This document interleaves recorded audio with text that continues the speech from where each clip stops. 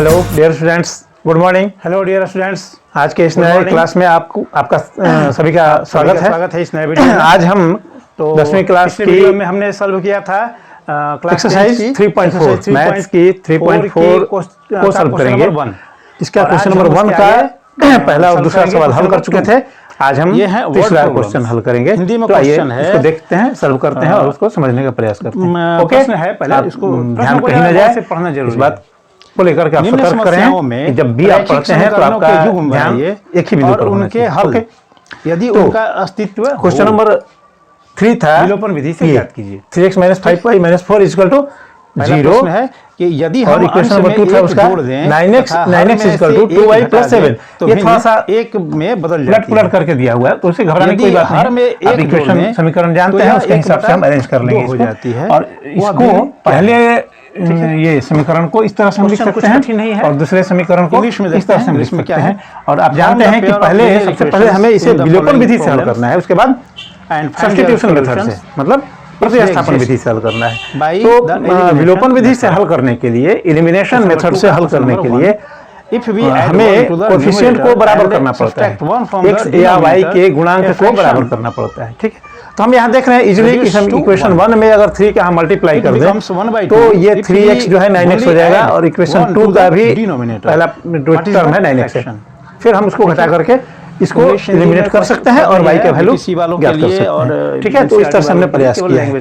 ठीक है, उसके बाद क्या करेंगे? अब जब देख रहे हैं कि 2 और 3 में जो x का कोएफिशिएंट है, गुणांक है, बराबर हो गया, तो इक्वेशन 3 समीकरण 3 में से 2 को हम घटा रहे हैं। ठीक है, तो देखिए क्या होता है, ये तो कट जाएगा, ये प्लस ये माइनस कट गया, ये प्लस हो गया, ये माइनस हो गया, तो यहाँ बचेगा -13y कितना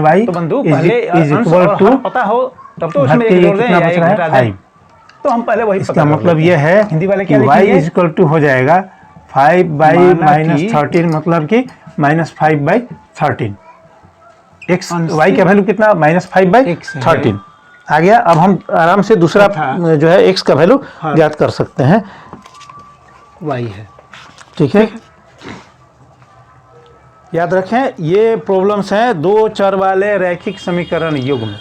ठीक है, चलिए तो अब हम क्या करेंगे of linear equations in two variables. अब तो जो भी हमको सपोज करना होगा y बराबर -15/13, इंग्लिश वाले क्या लिखेंगे? Let numerator is x and -15/13 denominator is समीकरण then according to the question, किसी में भी रख सकते हैं, अकॉर्डिंग टू द 1 में 2 में 3 में किसी में।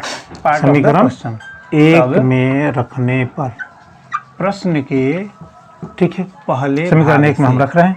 समीकरण 1 था हमारा 3x - 5y = 4। अंश में तो अब इसमें हम जोड़ दें 3x - 5 इंटू माइनस और हर में से एक घटा दें तो y -1। क्या किया हमने माना है कि हर y का जो वैल्यू था घटा दें तो भिन्न क्या हो जाती है?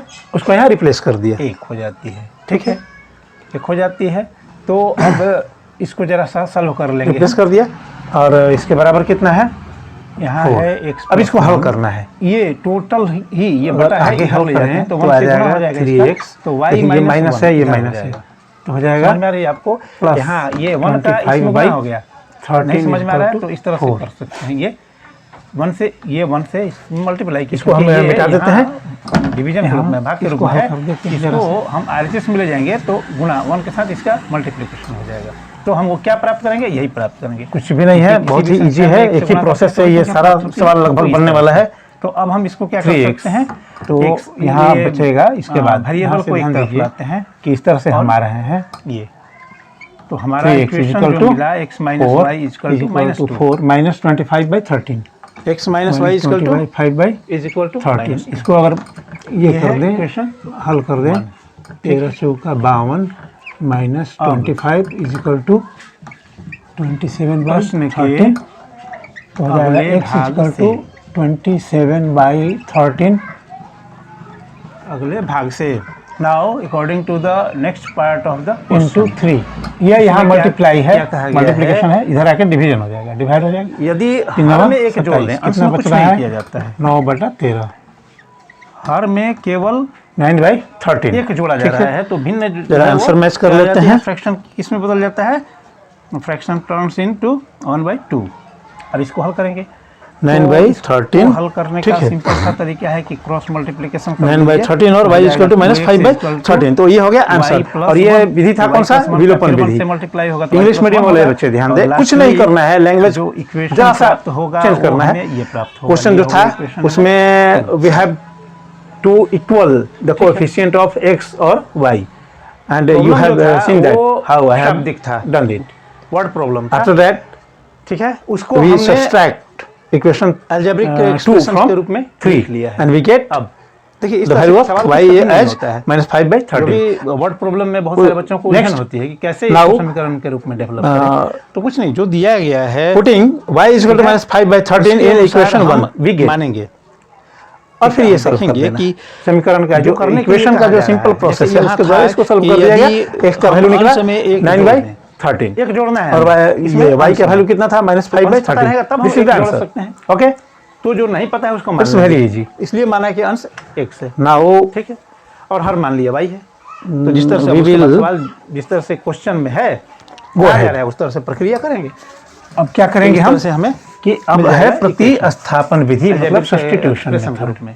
ठीक है। और अब इसको आसानी से हल आप कर समझ सकते गए हैं। इसको, आप जानते हैं तो elimination हम method। मिटा देते हैं। लेकिन हाँ, इसमें दिया गया है कि यदि उनका अस्तित्व हो, इफ दे एग्जिस्ट, प्रतिस्थापन विधि से हल इसके जो करते हैं। हल ये हैं, विधि कौन सा अगर था? वास्तव में है तो एलिमिनेशन, तो जरा उसकी जांच विलोपन कर लेते विधि। हैं। अब है प्रतिस्थापन विधि। उसकी आप सवाल भूल चुके होंगे वही है, या अगर जो बच्चे 3x practice में होंगे, -5y -4 उन्हें याद होगा। 3x minus 1/a2 बराबर नहीं होना चाहिए b1/b2। 5y -4 equal to 0। 3x -5y -4 equal to अद्वितीय 0। हल होने के लिए a1/a2 बराबर नहीं होना और चाहिए है b1/b2 9x के। ठीक है, जैसे कि 9x पीछे equal पीछे to चलिए थोड़ा सा याद कीजिए। 2y हमने देखा था इज इक्वल टू 2y +7 ठीक है। हमको इसको अरेंज करना है और ठीक है। अपरिमित रूप से अनेक हल तो होने के लिए फिर तीनों हम जो इसको ऐसे करेंगे, पद हैं तीनों 3x a1/a2 5y b1/b2 और is equal to c1/c2 4। तीनों को और अगर बराबर इसको अरेंज कर होना दें चाहिए। तो हो जाएगा तब अपरिमित 9x रूप से अनेक हल होते हैं, इसलिए -2y कि रेखाएं is जो equal हैं to 7। वो संपाती ठीक है, प्राप्त होती ये हैं, हो गया consistent इक्वेशन प्राप्त होती 1, हैं। ये हो गया इक्वेशन 2। और यदि a1/a2 और b1/b2 अब बराबर है लेकिन c1/c2 के बराबर नहीं है तो समीकरण रेखाएं एक से। समानांतर पैरेलल लाइंस प्राप्त होती क्या हैं फर्क और उनका है? कोई हल इंग्लिश नहीं और होता है। हिंदी में ये कोई आपको याद कुछ होना भी चाहिए। विशेष तो जरा अंतर यहाँ नहीं check है। कर लेते हैं हम।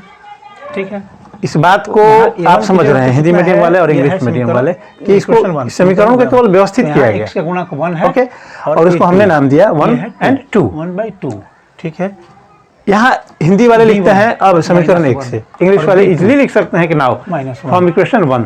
ठीक है, क्या लगता है ये इसके बराबर हम 1/1 लिख सकते हैं। ये है 1/2 और ये है 1/2। 1/1 क्या है बराबर है? we have to find 1/a2 anyone x और y, नहीं value है, of x इसलिए और y इस in the term of the another युग्मों का variable। एक और केवल एक अद्वितीय हल हम यहाँ वही होगा। प्रयास करेंगे। ठीक है, यहाँ हम ये लिख कर सकते हैं कि x ठीक है, मैं बोल देता हूँ, लिखूंगा नहीं, आप सुन लीजिए, समझ लीजिए। 5y हिंदी वाले क्या लिखेंगे? इस बात को आप समझ रहे हैं? मैंने एक ही बार में किया, b2 बराबर नहीं है, इसलिए क्योंकि ये प्लस है, प्लस वाले को ही मैं इधर रखा, माइनस वाले को नहीं रखा, इसलिए कि बेटर रहेगा। 5y इधर जाएगा, यहाँ माइनस है, इधर ले जाएंगे, साइड चेंज करेंगे, LHS से RHS में ले जाएंगे तो साइन चेंज होगा। आप जानते हैं, तो ये -5y + 5y हो जाएगा और ये है 3x। ठीक है, तो 3x मतलब 3 × x, तो 3 यहाँ मल्टीप्लिकेशन फॉर्म में है, तो इसको इधर ले जाएंगे तो डिवीजन फॉर्म में हो जाएगा। और ये रहा वैल्यू x का in the term of y। विधि से हल करना है, एलिमिनेशन विधि से इसको मान लेते हैं करना है। तो इसके आगे चलते हैं हम। ठीक है, अब क्या करेंगे? नंबर 1 क्या है? x minus now x minus y is equal to replacing x is equal to x minus y equal to 4 + 5y/3 1। यहाँ हम देखते हैं कि y और y इन का जो इक्वेशन कोएफिशिएंट है -1 इक्वल है, तो इसको सीधे समीकरण 2 में रखने पर, घटाएंगे, क्योंकि यहाँ चिन्ह जो है वो एक है, समान 2 चिन्ह में है। रखने पर समीकरण 2 में x का जो वैल्यू हमने प्राप्त किया y के टर्म में उसको रिप्लेस कर देंगे बस। और ये है तो समीकरण 2 क्या है? 9x - 2y is equal to 7, यहाँ 9 और x का वैल्यू कितना है? -4 + 5y/3 - 2y is equal to 7। इसको हल करना है, तो यहाँ देखिए आप, ये माइनस माइनस दोनों साइड है, कट जाएगा। x इक्वल टू कितना हो गया? 3। एक्स का वैल्यू हमने ज्ञात कर लिया। मतलब ये कि वो जो भिन्न होगा, हम ये फ्रैक्शन ज्ञात करना है। ये 3 से इस लाइन को हम कटा सकते हैं, देन बचेगा यहाँ 3 चौका 12 ऑफ द फ्रैक्शन इज 3, मतलब कि उस भिन्न का अंश कितना होगा, 3 होगा। अब हमें 15y डिनोमिनेटर 15y तो अब हम इस -2y = 7। अब क्या होता है कि ये 15y में से 2y घटाएंगे तो बचेगा 13y बराबर 7 - 12। ये माइनस को इधर ले जाएंगे तो प्लस 12 को तो इधर -12 हो जाएगा, तो यहाँ बचेगा 13y समीकरण = 5 -5 सॉरी x बराबर कितना है, -5 एंड हेंस y = -5/13। देखिए इलिमिनेशन मेथड में भी y के वैल्यू -5/13 आया था, और इस सब्स्टिट्यूशन मेथड में भी y बराबर -5/13 -5/13 हमने पा लिया। अब क्या करेंगे कि अब इस वैल्यू को y के इस वैल्यू को क्योंकि x का वैल्यू स्पेशली -5/13 को 5 है, समीकरण 3 में रिप्लेस कर देंगे। इजीली x का वैल्यू y है, पता चल जाएगा। तो x तो हम वही करेंगे अब बराबर 3 अंश की जगह पे और y बराबर 5 हर की जगह पे हम लिखेंगे। तो हमने प्राप्त कर लिया कि वो भिन्न कितनी होगी, 3/5 होगी, जिसके अंश में हम यदि 1 जोड़ेंगे और हर में से 1 घटाएंगे तो 1 प्राप्त होगा। अब ठीक है, और फिर उसका जो दूसरा भाग है कि यदि हम उसके अंश में नहीं, केवल हर में 1 जोड़ देते हैं तो वो जो भिन्न है कितनी हो जाती है, 1/2 हो जाती है। अगर चाहें तो तीन में यहाँ 3/5 आया है, वो मेरा भिन्न है।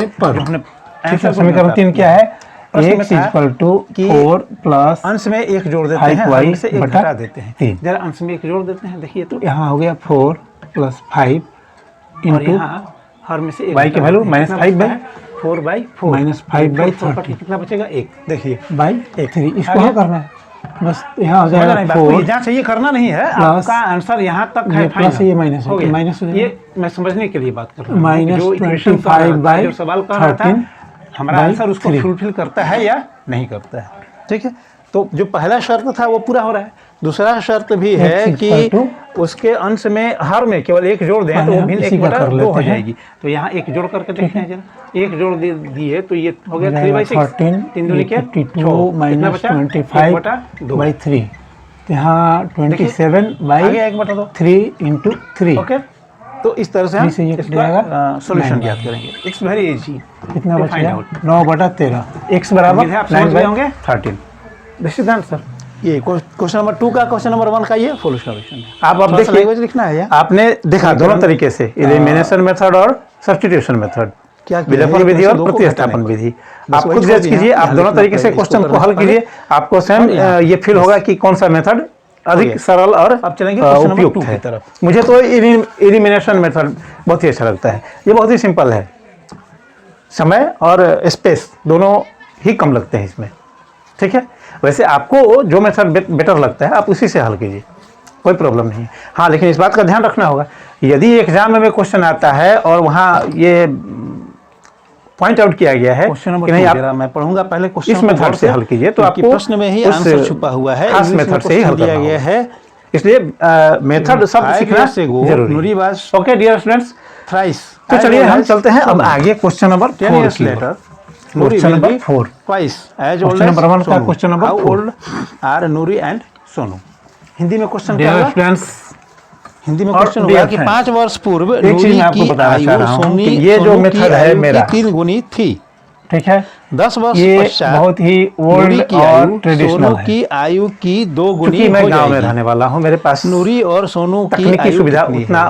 आयु कितनी उपलब्ध नहीं है। अभी कितनी है एट प्रेजेंट, वर्तमान में कितनी हालांकि है? मेरा एक ये सोचना है तो कि यहाँ हमें ज्ञात करना है नूरी और तकनीक के सोनू बहुत कुछ की मायने नहीं आयु रखता है।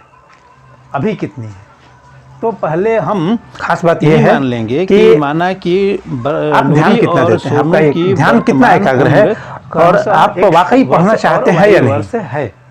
ठीक है, ठीक है, नहीं तो जरा सा सोचिए। ठीक है, आज टेक्नोलॉजी बहुत ही हाई फाई हो गया है, माना कि लेकिन अगर सच में देखा जाए तो नूरी जो की विद्यार्थी हैं, सच्चे विद्यार्थी, विद्या अर्जन करने वाले, उनका परसेंटेज तो कम ही है। आप याद कीजिए, पुराने ज़माने में गुरुकुल में शिक्षा दी जाती थी, वहाँ इस तरह का कोई टेक्निक नहीं था, आज की तरह मॉडर्न टेक्निक नहीं था, लेकिन फिर भी पुराने ज़माने में भी लोग शिक्षा ग्रहण करते थे और मुझे लगता है कि हम लोगों से कहीं बेहतर शिक्षा ग्रहण करते थे, क्योंकि वे उन मानवीय मूल्यों का, संस्कार का इंग्लिश वाले और बच्चे क्या सामाजिक लिखेंगे? रीति रिवाज का भी शिक्षा ग्रहण करते थे और उनका अपने जीवन में पालन करते थे। और मुझे लगता है कि आज के इस टेक्निकल युग में, ठीक है, और अब उन चीज़ों का स्थान नीचे खिसकता जा रहा है। First part of the question, technique ही अपना स्थान लेते जा रहा है। लेकिन मुझे लगता है कि सच ये है कि जीने के लिए पहले मानवीय मूल्यों को समझना, संस्कार पहले भाग अपने स्वभाव में संस्कारों को शामिल करना पूर्व 5 वर्ष बहुत जरूरी है, तभी हम आसानी से जीवन को जी सकते हैं। नूरी की उम्र जो है X वर्ष है, ठीक है, 5 वर्ष तो मैं तो उसी हिसाब से चलता हूँ। कितनी होगी? X + 5। दुनिया चाहे जिस हिसाब से चले, मेरा सोचना ऐसा ही है और मैं इसी हिसाब से चलता हूँ। मुझे इसमें सुकून मिलता है, शांति मिलती है। अगर किसी के लिए कुछ मैं कर पाया, 3 गुनी थी। 5 वर्ष पूर्व नूरी की आयु, अगर मैंने मेहनत की और सोनू की आयु की मेरी मेहनत से किसी दूसरे को लाभ पहुंच रहा है, तो इससे बड़ी खुशी की बात और क्या हो सकती है? 5 साल ऐसा हो नहीं सकता है कि मैं मेहनत करूंगा, किसी अन्य को लाभ होगा और मुझे नहीं होगा, ऐसा नहीं हो सकता है। बिल्कुल सोनू की आयु 5 साल पहले नहीं है, लाभ तो होना ही है। 3 गुनी थी ये, तो या तो इसको 3 से चलिए ये बातें थोड़ी अलग हैं, हम उसकी चर्चा नहीं करेंगे अभी। क्वेश्चन नंबर 4 पे चलते हैं। बहुत सारे बच्चे उल्टा क्वेश्चन नंबर 4 में है, क्योंकि दिया है कि नूरी की आयु सोनू की आयु से 2y/3, तो सोनू की आयु से नूरी की आयु 3 गुनी थी, मतलब कि नूरी की आयु अधिक थी, सोनू की कम 2y/3 और कितनी कम थी? इससे 3 गुनी कम थी, मतलब कि इससे 3 गुना अधिक इसकी आयु थी। 2y/3 इसमें 3 से गुना कर देंगे तो x - 5 के बराबर होगा, मतलब नूरी की आयु की बराबर। और दूसरा है, ठीक है, x - y/3, कुछ नहीं है, आप आसानी से अब कर सकते हैं। x - ठीक है, तो यहाँ हो जाएगा y/3 = और यहाँ हो जाएगा x - 3y = -15। ठीक है, तो इस इक्वेशन को, पहले इक्वेशन को हम इस तरह से हल कर सकते हैं कि दोनों का हम बटा का जोड़ बना लेते हैं कि जो वेरिएबल्स हैं, जो चर राशि हैं, उनको एक तरफ करना है। तो यहाँ x था, एडिशन कर लेते हैं, तो 2 और 3 का एलसीएम जो है वो 6 होगा। 3y जो तो यहाँ पे 3x और ये लेफ्ट साइड में 4y, अब इसको तो समझाने की जरूरत नहीं है, मुझे लगता है माइनस होगा। ये -15 RHS में था ऑलरेडी, ये जो बराबर का चिन्ह है इसकी दाहिनी ओर था, और इसको भी हम यहाँ बाई 1 करके कोई परिवर्तन नहीं होगा, ऐसे ही हल करते हैं। ये -5 बाईं तरफ था, इसको हम दाईं तरफ ले जा रहे हैं, तो इसके चिन्ह में परिवर्तन होगा। ये -5 था, +5 होगा, और अब भी हमें क्या प्राप्त होगा? x - 3y = -10। ये है समीकरण 1, ये 6 इधर जाके मल्टीप्लाई हो जाएगा और -1 × 6 = -6, और इसको भी ऐसे ही करें तो 3x - y = 9। प्रश्न के 3 and 3 मल्टीप्लाई होगा 9 होगा, और इसको हम मान सकते हैं इक्वेशन से, इसको मान सकते हैं इक्वेशन 1 और इसको मान सकते हैं इक्वेशन 2। यहाँ पे केवल लिखना होगा, अब एलिमिनेशन मेथड से हल करना है, तो हम यहाँ देख रहे हैं कि 3x और 3x इक्वेशन 1 और 2 दोनों में x का जो कोएफिशिएंट है, गुणांक है, वो पहले से ही बराबर है। तो हम लिखेंगे सीधा कि समीकरण नूरी की आयु कितनी हो जाएगी? x + 10, और सोनू की आयु कितनी हो जाएगी? ध्यान रखिए कि हम इसको एलिमिनेशन मेथड, मतलब ठीक है, क्योंकि दोनों विलोपन विधि से हल कर रहे हैं, तो अभी गुणांक बराबर करना था, लेकिन यहाँ ऑलरेडी गुणांक बराबर है। समझ लीजिए कि ठीक है, तो हम सीधे समीकरण 1 में से, मेरी उम्र अगर समीकरण 1 में से 10 साल बाद मेरी उम्र कितनी होगी? 40 + समीकरण 2 को घटाने पर, समझ रहे हैं, 2 को उसी तरीके से घटाने पर समीकरण 1 है 3x नूरी की आयु 4y = -6। अब लेकिन 2 गुनी होगी, 3x - y = -9 हो जाएगी, 2 गुनी हो जाएगी।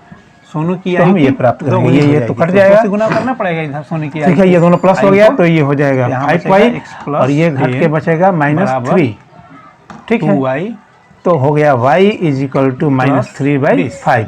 एक आंसर हम यहाँ प्राप्त कर लिए कि y का वैल्यू कितना है? -3/5 है। ठीक है, तो समीकरण के रूप में क्या मिला? x - 2y = 10।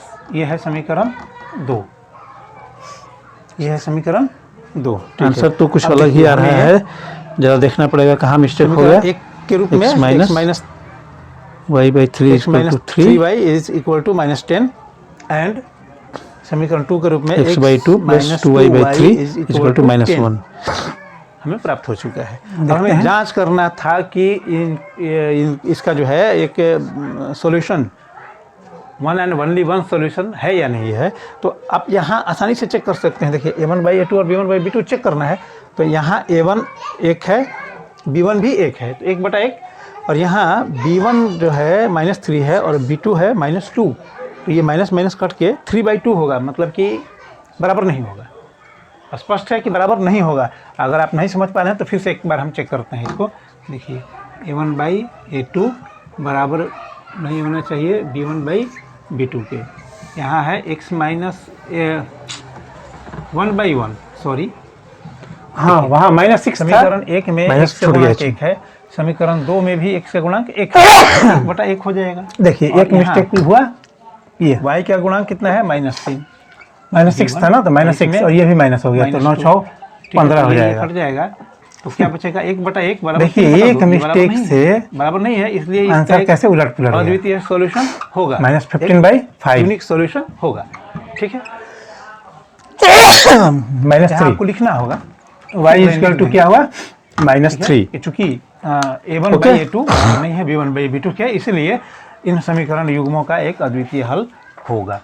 अब हम उस हल को ज्ञात करने के लिए अब क्या करेंगे कि अब इस y के वैल्यू को समीकरण 1 में या 2 में रखेंगे और x का वैल्यू ज्ञात कर लेंगे। ठीक है, यहाँ लिखेंगे कि अब चलिए यहाँ के बाद y बराबर -3 बाद ये समीकरण, चूंकि देखिए समीकरण 1 कितना है, 1 में रखने -3y = -10, x - 3y = -10। समीकरण 1 है 3x + 4y, 3x + 4y = -6। x - 2y यहाँ हम रखेंगे 3x यहाँ x का गुणांक बराबर है ऑलरेडी, बराबर y का मान कितना है, तो हम घटा देते हैं। -3 आया है। ठीक है, समीकरण 1 में से -6 घटा देते हैं। बहुत तो सबका चिन्ह कंसंट्रेशन की जरूरत है और कुछ भी नहीं, केवल कंसंट्रेशन और थोड़ा सा टेक्निक, तो ये उसको समझ लेना। ये हो गया, ये कट जाएगा। तो ये यहाँ स्पेस नहीं है, मैं ऊपर से मिटा लेता हूँ और यहाँ इसमें से इसको घटाएंगे तो -y, इसको छोड़िए, दोनों माइनस माइनस हो गया तो -20। ठीक है, -y बराबर -20। क्वेश्चन था, क्वेश्चन में माइनस कट के बचेगा y बराबर 20। मतलब ये है कि y बराबर 20, हमने y क्या माना था, सोनू की वर्तमान उम्र, मतलब कि सोनू की वर्तमान उम्र कितनी है, 20 वर्ष है। देखिए कितनी आसानी से हमारे यहाँ के बाद। ठीक है, अब इस मान को समीकरण 1 या 2 में बिठा देते हैं तो x का वैल्यू ज्ञात हो जाएगा। अब y बराबर 20 इक्वेशन है वहाँ, समीकरण 3x 1 में = -6 + 12। ये देखिए ये -12 है, इधर ले जाएंगे, साइड चेंज करेंगे तो प्लस ये -12 + 12 हो जाएगा। और हम यहाँ क्या प्राप्त करेंगे 6, और इसलिए x = हो जाएगा 6/3 = 2। ठीक है, तो x का वैल्यू आंसर बराबर हो गया 3, y के वैल्यू मालूम है, x = 2, y = -3 हो गया। x माइनस ये 20 ये है 60 बराबर -10। ठीक है, तो x बराबर हो जाएगा अब इसी प्रश्न को प्लस सब्स्टिट्यूशन मेथड से हल करना है। ये था एलिमिनेशन मेथड। x बराबर आप समझ रहे हैं, कुछ भी नहीं है, सिंपली मतलब केवल सोनू की वर्तमान आप उम्र कंसंट्रेट 50 वर्ष रखिए है और दिमाग को, सोनू और की वर्तमान उम्र 20 वर्ष। जरा आंसर वेरीफाई थोड़ा करते हैं। समझने का प्रयास कीजिए और हल कीजिए। बाकी जो ये बेसिक जो ये हैं कैलकुलेशंस हैं इक्वेशन के, वो करना पड़ेगा, बिना उसके तो हो नहीं सकता है। ठीक है, समझ गए आप? तो यह है क्वेश्चन नंबर 2 का, तो ये हो गया। अब है, चलिए अगले क्वेश्चन पर तो मैंने मिटा दिया, कुछ नहीं है, फिर प्रयास करना कीजिए पड़ेगा आराम से घबराना नहीं है। क्वेश्चन को जरा गौर से पढ़ेंगे, क्वेश्चन को समझने का प्रयास करेंगे। We have to try to understand the question, that what is it is in the question. 3x - y = 9, ये है इक्वेशन 2। ओके, सब्स्टिट्यूशन मेथड में क्या करते हैं कि हम कोई समीकरण लेंगे, समीकरण 1 या समीकरण 2, जनरली एक ही लेते हैं। नंबर 3 में क्या है, उसमें हम एक पद का मान दूसरे चर पद के रूप में व्यक्त करते हैं। ऐसे लिखेंगे कि समीकरण 1 से 9 times this number is twice the number obtained by reversing the order of the digits and the number। यहाँ हम क्वेश्चन नंबर 3 है, संख्या के अंकों का योग 9 है, इस संख्या का 9 गुना -4y/3 संख्या के अंकों को पलटने से बनी संख्या का 2 गुना है। -6 तो यहाँ RHS में पहले से था, कुछ भी +4y इधर था LHS में, तो इसको अगर हम इधर ले जाते हैं तो -4y हो जाएगा के अंकों का योग हो जाएगा, ठीक है। और ये बचता है 3, क्या है ये गुणा है, इधर आके क्या हो जाएगा भाग, मतलब उसमें इकाई होगा एक और एक, तो ये हो गया इक्वेशन, तो उसके अनुसार ही हम सपोज करेंगे, इसको मान लेते हैं यहाँ इकाई और दहाई का महत्व होता है। ये x का वैल्यू हमने y के पद में, y के टर्म में ज्ञात कर लिया, और अब की मदद से हम इसको रिप्लेस करेंगे, हल करेंगे। और इसलिए पहले मानेंगे x बराबर -6 - 4y/3 समीकरण इकाई 2 में प्रतिस्थापित करने पर, तथा प्रतिस्थापित करने पर, now substituting x equal to -6 - 4y/3 in equation 2 we get of unit place, ठीक है। समीकरण 2 क्या है, 3x minus 10 places 3x minus y equal to 9, then 3, और x का वैल्यू ये है कितना, -6 - 4y/3 minus y equal to बराबर 9। वो संख्या क्या होगी, ठीक है, इसको हल करना है, संख्या बराबर होगी इधर करते हैं 10y + x, ये 3 से 3 कट जाएगा, ठीक है, यहाँ बचेगा -6, ये संख्या प्राप्त होगी। अगर 6 इकाई का अंक x है और दहाई का अंक y है, तो इससे बनने वाली जो संख्या है वो कितनी होगी, 10y + x। कैसे, इसको जरा मैं समझा देता हूं। ये -4y और ये -y मान लीजिए संख्या दिया गया है 5y, और इसको ये -6 को इधर ले जाएंगे तो ये भी हो जाएगा प्लस, क्या होता है 9 तो प्लस इधर है, मतलब क्या है यहाँ 9 है, क्योंकि ये इकाई ये हो जाएगा इसका स्थानीय मान तो होता है, ये 3 ठीक है, इसका स्थानीय मान 30 होता है। बच रहा है क्या, -5y no already equal to 9 the place value of unit place is the number, तो y इक्वल टू हो जाएगा 15 बटा -5, 2 और 3 का प्लेस वैल्यू, ठीक है, 5 15, क्योंकि ये -3 प्लेस y के वैल्यू कितना आया, -3 30 होता है, इसमें 10 का आंसर मल्टीप्लाई कितना होगा, इसको x बराबर है कि 3 × 2 10 y बराबर 10 × 3, ठीक है, 10 × 3 x बराबर एकदम क्लियर करते हैं इसको, 10 × 3 नहीं अभी नहीं आया है, 30 होगा, और ये 30 + 2 अभी तो y का मान हमने ज्ञात किया केवल, क्लियर हो रहा है। उसी तरीके से संख्या तो इस तरह से हो जाएगी yx, इसका मतलब क्या होगा, ये इकाई है, y बराबर -3, ओके, संख्या इसी तरह से होगी। जब एक मान निकल गया तो अभी इस मान को केवल समीकरण 3 में यहाँ y की जगह पे रिप्लेस कर दें तो x का मान तो इसमें 10 का मल्टीप्लाई करके लिखना होगा। अगर हम इसको 32 बराबर 3 + 2 लिख दें तो ये संभव है क्या, ये तो 5 आ रहा है और हमारा नंबर क्या है 32, ठीक है, तो इसीलिए इसको क्या करना पड़ेगा, 10 × ये अब 3 करना, y बराबर -3 है, समझ रहे हैं, समीकरण एकदम क्लियर समझ में आ गया 3 में गौर कीजिए, समझ में आ जाएगा, ठीक है। तो इस प्रकार से प्राप्त संख्या क्या होगी, 10y + समीकरण 3 क्या था, x दिया गया है -6 इस संख्या का 9 संख्या के अंकों को पलटने से बनी संख्या का 2 गुना है, कुछ नहीं, -4 × -3 y की जगह पे ये जो वैल्यू है 3 और ये 3 तो हो जाएगा -6 को पलटने पर 7/3 पलटने पर प्लस संख्या बराबर प्राप्त 12 करना पड़ेगा, मल्टीप्लाई है यहाँ, वो क्या हो जाएगा, ये 12 यहाँ था क्या, इसमें क्या था yx संख्या थी, यहाँ क्या हो जाएगा xy होगा, तो संख्या क्या होगी 10x + y, अंक पलट दिए तो जैसे कि हम 32 लिए थे, अब इसको अंक प्लस माइनस है 23 हो जाएगा, 6/3 इसमें 6 मतलब कि का मल्टीप्लाई करना x बराबर 2, समझ में आ रहा है, x बराबर 2 y बराबर -3 के बाद जो संख्या प्राप्त होगी वो इतनी प्राप्त होगी। इंग्लिश वाले क्या लिखेंगे, अगेन आप देखिए समझने का प्रयास कीजिए, रिवर्सिंग अभ्यास कीजिए, the number we get is 10x + y and then according to the question. कल मैं महाभारत देख रहा था, टेलीविजन पे प्रसारण हो रहा था उसका, तो उसमें एक सीन था जिसमें भीम महाशय एकदम घुप अंधेरे में बैठ करके खीर खा रहे थे, अर्जुन आते हैं, देखते हैं कि भाई भीम भैया तो खीर खा रहे हैं अंधेरे में, प्राप्त संख्या उनको इस बात को देख करके ताजुब हो रहा है कि घुप अंधेरे में भी जो प्रश्न के उनका निवाला था वो सीधे मुंह में ही जा रहा था, जरा सा भी मतलब वो निशाना चुक नहीं रहा है कि खीर सीधे मुंह में ही जा रही है, जो योग है वो कितना है, उन्होंने पूछा कि भैया भीम भैया आप तो अंधेरे में खीर खाते जा रहे हैं, प्रश्न के कभी भी आपका जो निशाना है वो जिस हाथ में आप खीर लेकर के मुंह में डाल रहे हैं तो मुंह में ही जा रहा है, जरा भी इधर उधर नहीं हो रहा है, एक बार भी आपका निशाना नहीं चुक रहा है।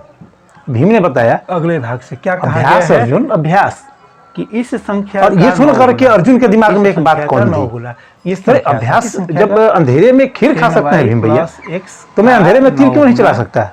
मैं अपने धनुष बाण से अंधेरे में भी अपने लक्ष्य को क्यों नहीं पा सकता, क्यों नहीं लक्ष्य को भेद सकता हूँ? और उन्होंने जाकर के अंधेरे में प्रयास करना, अभ्यास करना शुरू किया और उसमें पारंगत हो गए। इसका 2 गुना मतलब उन्होंने अंधेरे पर एक तरह से विजय पा लिया। संख्या का 9 गुना अंधेरे में भी वो धनुष बाण से अपना तीर चला सकते थे और सीधे अपने लक्ष्य को ही साध सकते थे।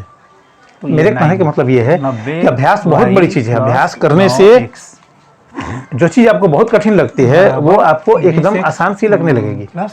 ठीक है, तो आप इस बात को जरा ध्यान से इस बात पर सोचिए, ठीक ना, कि अभ्यास जरा रीअरेंज से वाकई हो सकता है कि नहीं। अगर विश्वास नहीं है तो आप करके देखो एक बार। जो चीज आपको कठिन लगती है, डिफिकल्ट लगता है, उसको आप करके देखो, बार बार उसका अभ्यास करो, फिर देखो तो 20x करके देखना है। ओके, और आज की इस वीडियो में मैं इतना ही, ठीक है। अगले नेक्स्ट क्लास में क्वेश्चन नंबर 2 जिसमें कि वर्ड प्रॉब्लम्स है उसको मैं हल करूंगा। Okay, thanks a lot, have a nice day. ये घट के बचता है -11x प्लस 88y बराबर 0। देखिए ये 20x में से 9x घट जाएगा, चूंकि ये प्लस है ये माइनस है तो -11x बचेगा। यहाँ है 90y, 90y, ठीक है, और ये है 2y घटेगा इसमें से तो बचेगा 88y बराबर 0। अगर हम इसको 11 से भाग कर दें तो यहाँ बचेगा -x प्लस 8y बराबर 0। ये हो गया इक्वेशन 2। समझ में आ रहा है? देखिए किस तरह से हमने फॉर्म किया, ठीक है। यह है equation 1 x plus y is equal to 9 और equation 2 -x plus 8y is equal to 0। तो पहले तो हमें चेक करना था कि इसका जो सोल्यूशन है वो है कि नहीं है। तो हम a1/a2 करेंगे तो यहाँ 1 है और यहाँ -1 है, तो 1/-1 और यहाँ कितना है 1/8 बराबर नहीं है। आप देख रहे हैं बराबर नहीं है तो इसका सोल्यूशन होगा। समझ रहे हैं आप उसको? चलिए मैं करके ही दिखा देता हूँ, ठीक है, मैं करके ही दिखा देता हूँ।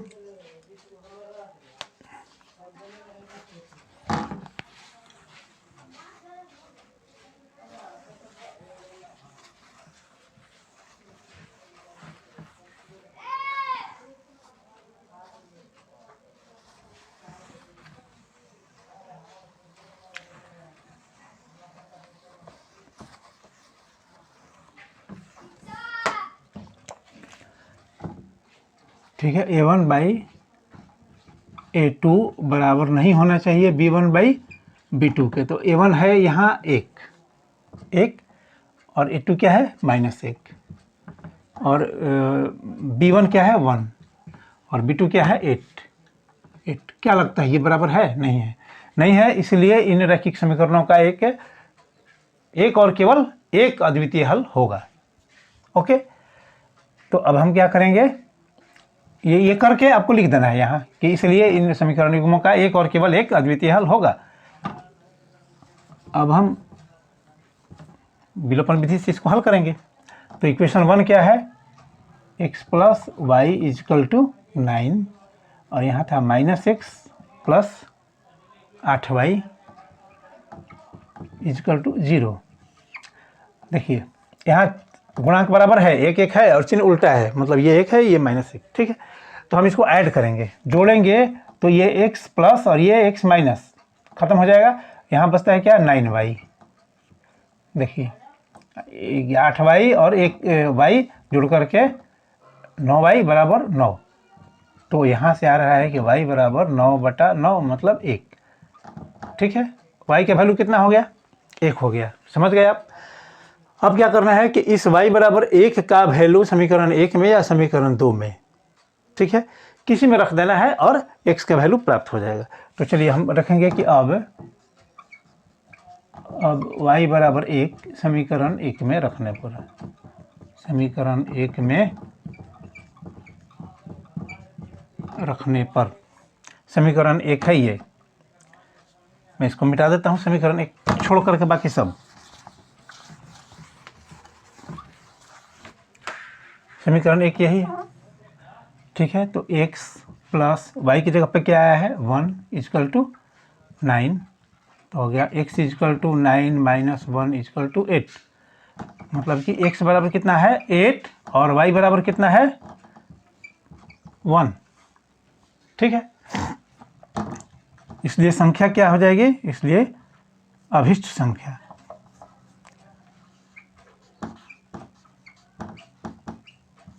अभिष्ट संख्या बराबर हो जाएगा 1 8 18, क्योंकि हमने माना था कि इकाई का अंक x है और दहाई का अंक y है। तो यहाँ देखिए इकाई का अंक आया है 8, तो 8 इकाई पर और y बराबर 1, तो ये दहाई पर, संख्या 18 होगी। देखिए इन दोनों का योग कितना है 9 है, समझ में आ रहा है। और इस संख्या का 9 गुना बोला जा रहा है, 9 गुना चेक करना है, तो 18 9 62 से 162 होता है। बोला गया है कि अंक को उलटने के बाद जो संख्या प्राप्त होती है उसके दुगने के बराबर है, तो अंक उलटेंगे तो कितना हो जाएगा 81, 1 बार 8 18 है, 8 पर 1 81 हो जाएगा, और 81 का जब दुगना करेंगे तो 80 81 162 आ रहा है इसमें, ठीक है। तो संख्या ये है, वेरीफाई भी हो गया, आंसर देखने की जरूरत नहीं है, फिर भी मैं देख लेता हूँ। 18 बहुत ही आसानी से सॉल्व हो गया, ओके। चलिए अब बढ़ते हैं क्वेश्चन नंबर 4 की ओर।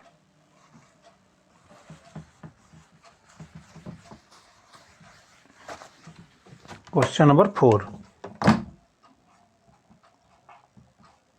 क्वेश्चन नंबर 4 पर गौर फरमाएंगे। क्वेश्चन नंबर 4 है, मीना 2000 रुपये निकालने के लिए एक बैंक गई। उसने खजांची से 50 रुपये तथा 100 रुपये के नोट देने के लिए कहा। मीना ने कुल 25 नोट प्राप्त किए।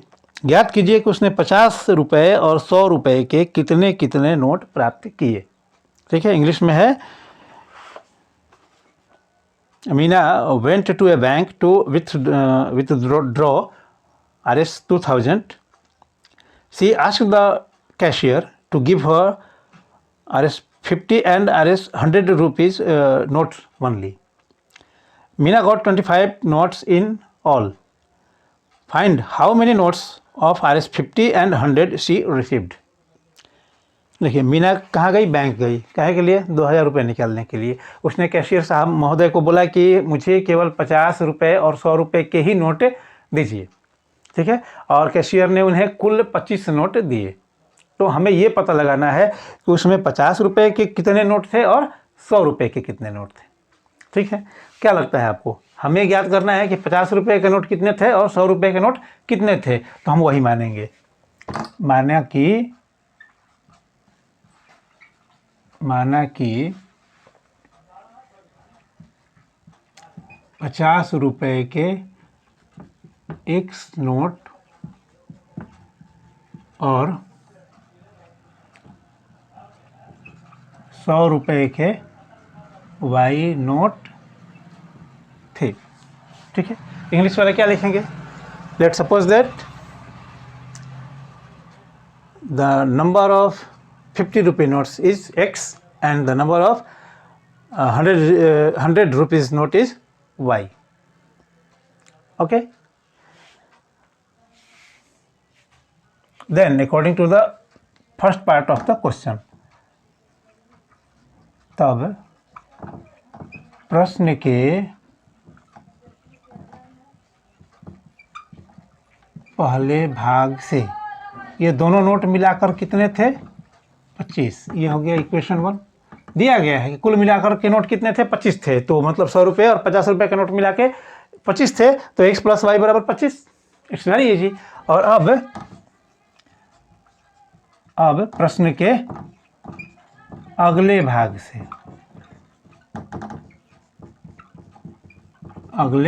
से देखिए वो क्या, x रुपये के कितने नोट, 50 रुपये कितने नोट थे? x, तो हो जाएगा 50 गुना एक्स, एक्स मतलब कि 50 रुपये के एक्स नोट, तो उन एक्स नोटों का वैल्यू कितना होगा उसको 50 से गुना करेंगे।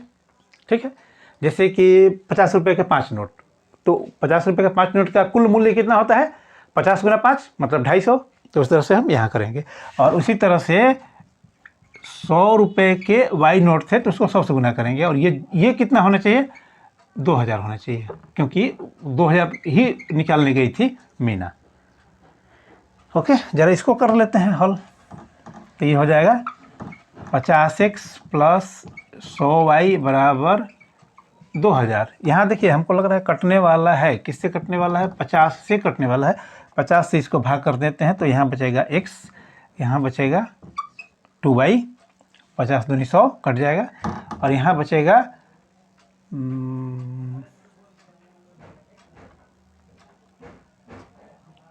50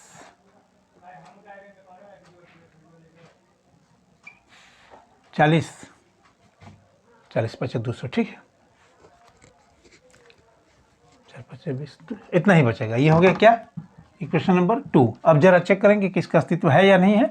तो a1/a2 बराबर b1/b2 करना है हमें। तो a1 की जगह पे कितना है 1, और b1 a2 की जगह भी है 1, और b1 की जगह है 1, और b2 की जगह है 2। ये बराबर नहीं है किसी भी कीमत पर, नहीं है, इसलिए इन दोनों इक्वेशन, ये जो दो इक्वेशन हमें प्राप्त हुए हैं इस शाब्दिक समस्या से, उनका एक अद्वितीय हल होगा। तो हमें उस हल को ज्ञात करना है। ठीक है, तो अब इसके आगे हम करते हैं। यहाँ देखिए x और y बराबर है, तो इनको केवल घटा देना है। हम घटा सकते हैं, बोलेंगे इक्वेशन समीकरण 1 को समीकरण 2 से घटाने पर।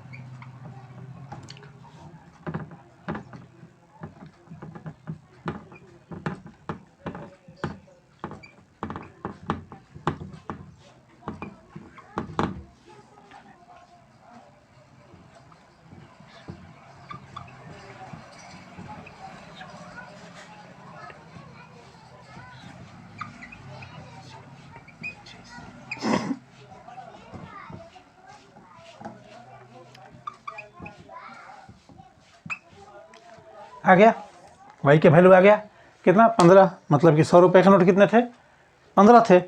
और अब इसका वैल्यू समीकरण 1 या 2 किसी में रखेंगे। अब y बराबर 15 समीकरण 1 में रखने पर, समीकरण 1 में रखने पर, समीकरण 1 है x प्लस वाई बराबर 25। ठीक है, तो x प्लस 15, y की जगह 15 बराबर 25, तो यहाँ हो जाएगा x बराबर 25 घटाओ 15 बराबर 10। ठीक है, हो गया आंसर।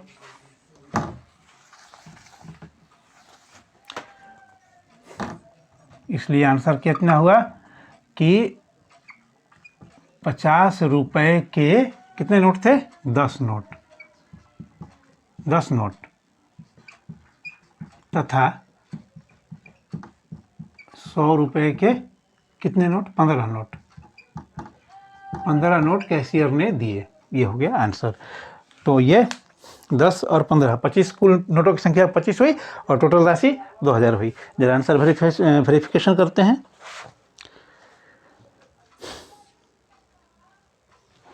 ठीक है, हो गया ये। चलिए, देखने में लगता है टेढ़ा सा सवाल, लेकिन है नहीं टेढ़ा, ये बहुत ही ईजी है।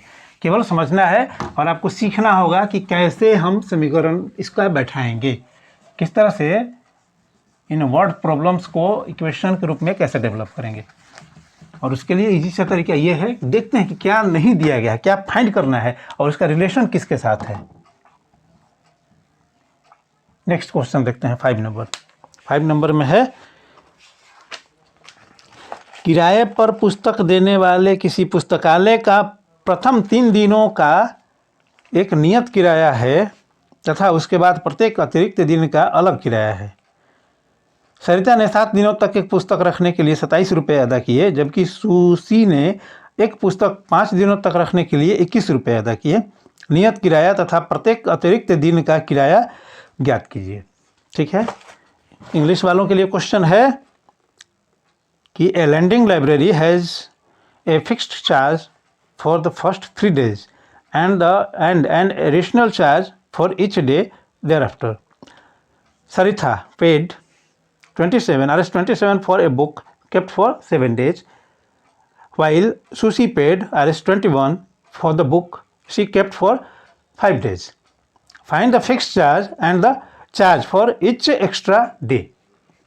ये क्वेश्चन लंबा सा है दिखने में, लेकिन बहुत ही आसान प्रश्न में दिया गया है कि एक पुस्तकालय है जो किताबें रेंट पर देता है, किराए पर देता है। ठीक है, तो किस आधार पर देता है कि अगर कोई किताब लेके जाता है 3 दिन रखता है तो उसके लिए एक फिक्स्ड चार्ज है, मतलब 1 दिन रखे, 2 दिन रखे या 3 दिन तक रखता है तो उसके लिए एक चार्ज जो है वो फिक्स है, उतना ही उसको शुल्क देना होगा। लेकिन अगर 3 दिन से अधिक कोई रखता है तो अब 3 दिन के बाद के अतिरिक्त दिन के लिए, हर दिन के लिए अलग किराया लगता है, एक्स्ट्रा लगता है। ठीक है, तो हमें वो फिक्स्ड किराया 3 दिनों तक के लिए जो फिक्स किराया है वो ज्ञात करना है, और जो 3 दिन के बाद अतिरिक्त किराया प्रतिदिन के लिए है उसको ज्ञात करना है। ठीक है, तो इसमें क्या आपको समझ में आ रहा है? हम पहले मान लेंगे कि माना कि जो नियत किराया है, फिक्स किराया जो है, फिक्स्ड रेंट वो x है, और उसके बाद 3 दिन के बाद के अतिरिक्त दिन के लिए जो किराया है वो y रुपया पर डे।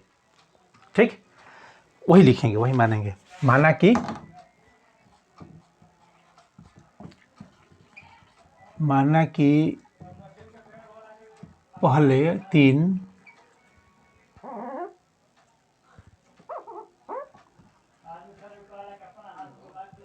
पहले 3 दिन का नियत किराया 100 रुपया है, 100 रुपया है, तथा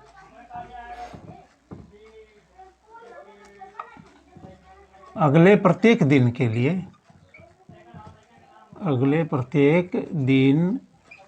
का किराया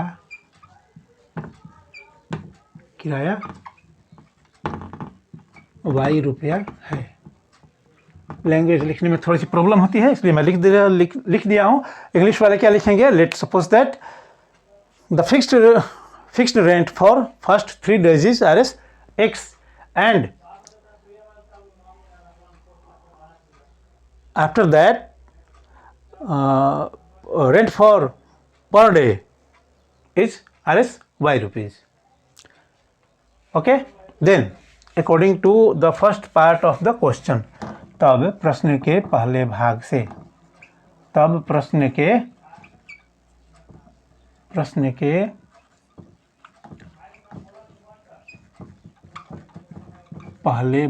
उस पहले भाग में क्या दिया गया है कि सुशी ने कौन सी लड़की थी? सरिता ने 7 दिन तक किताब रखा, 7 दिन तक किताब रखा, और उसके लिए किराया उसको कितना देना पड़ेगा? 27 रुपया देना पड़ा 7 दिन के लिए। तो फिक्स किराया जो कितना था? x। ठीक है, 3 दिन के लिए उसने 7 दिन रखी थी, किताब में कितने दिन रखी थी? 7, तो ये होगा 3 + 7। ठीक, तो 3 दिन के लिए तो किराया x था, और 4 दिन के लिए कितना हो जाएगा? 4y। इसलिए हर दिन के लिए y, तो 4 दिन रखे तो 4y, तो x + 4y = 27। ये है क्वेश्चन 1। समझ में आ गया आपको? और प्रश्न के अगले भाग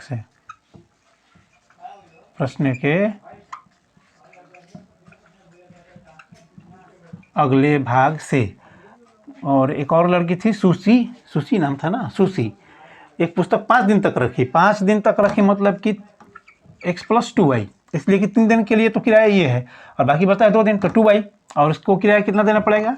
21 रुपया देना पड़ा। हो गया, ये है इक्वेशन 2। ठीक है, देखिए हम उस वर्ड प्रॉब्लम को अलजेब्रिक एक्सप्रेशन के रूप में लिख चुके हैं और अब इसको आसानी से एलिमिनेशन मेथड के द्वारा हम हल कर सकते हैं, क्योंकि यहाँ x का कोएफिशिएंट इक्वल है। कुछ नहीं करना है, केवल समीकरण we have to subtract equation 2 from equation 1। x cut जाएगा, y के वैल्यू हम प्राप्त कर लेंगे। जांच करना है तो जांच भी कर सकते हैं। देखिए यहाँ 1 1 4 2, ये कट के बचेगा 2, तो ये 1 बराबर 2 हो नहीं सकता है। 1 ये आएगा 1 और ये आएगा 2, ये तो हो नहीं सकता है, नहीं बराबर है। इसलिए a1/a2 बराबर नहीं है b1/b2 के। इसलिए इस समस्या का भी, इन समीकरण युग्मों का भी एक और केवल एक अद्वितीय हल होगा, और तब हम इसे हल करेंगे एलिमिनेशन मेथड से। ठीक है, इसलिए समीकरण देखिए यहाँ इसका कोएफिशिएंट बराबर है, तो हमें बराबर करने की ज़रूरत नहीं है। अगर नहीं होता है तो बराबर करने की ज़रूरत होती है। तो इसमें कुछ, ये छोटा है ये बड़ा है। समीकरण 2 को 1 में से घटाने पर, 1 में से घटाने पर समीकरण 1 क्या है, x + 4y = 27, x + 2y = 21 घटाना है। ठीक है, तो ये x और ये x plus x minus x cut गया, और ये 4y में से माइनस 2y घट के कितना बचेगा 2y, और ये घट के बचेगा 6 27 माइनस 21 27 माइनस 21 2y = 6। इसका मतलब हुआ कि y = 6/2 = 3, मतलब कि y का वैल्यू कितना हो गया 3। यहाँ एक चीज़ हमने ज्ञात कर लिया कि 3 दिन के बाद जितने दिन अधिक लोग किताब रखेंगे तो प्रत्येक दिन के लिए उनको कितना किराया देना पड़ेगा, 3 रुपये। वो हमें पता चल चुका है। अब हमें बाकी है ज्ञात करना किसका, जो फिक्स्ड किराया है, पहले 3 दिन के लिए जो फिक्स्ड किराया है वो ज्ञात करना है। तो जब हम दोनों चर राशि में से x और y में से एक का मान ज्ञात कर लिए, तो दूसरे को ज्ञात करना बहुत ही आसान है, बिल्कुल रसगुल्ला खाने के बराबर है। हम क्या करेंगे कि समीकरण y बराबर 3, y का मान समीकरण 1 में या 2 में किसी में भी रखेंगे तो हमें x का मान पता चल जाएगा। तो हम यहाँ वही करेंगे अब। ठीक है, यहाँ से आगे कि अब y बराबर 3 समीकरण 1 में रखने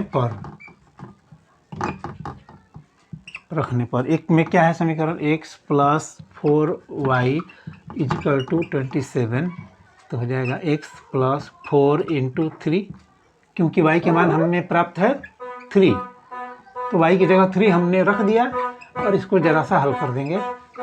तो x बराबर प्लस हो जाएगा 12 27, तो x बराबर 27 - 12 = 15। 7 में से 2 गया 5, 2 में से 1 गया 5।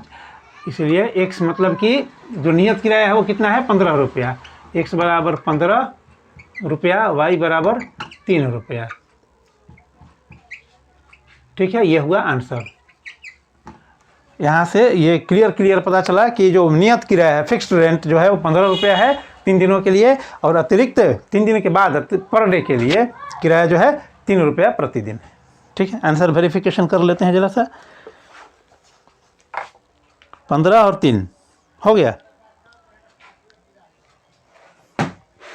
ठीक है, तो इस तरह से अब एक्सरसाइज 3.4 समाप्त हो चुका है। आप देखें, समझें और फिर से अभ्यास करें, प्रैक्टिस करें। प्रैक्टिस एक बहुत ही आसान तरीका है तथ्यों को समझने का और उसको लंबे समय तक याद रखने का, फिर जो कि आपको एग्ज़ाम में काफ़ी हद तक हेल्प करेगा। ठीक है, तो आज के इस वीडियो में इतना ही। अगले वीडियो में एक्सरसाइज 3.5 है, 3.5 के साथ हम मिलेंगे। ओके, तब तक के लिए अलविदा, bye, have a nice day, thanks a lot.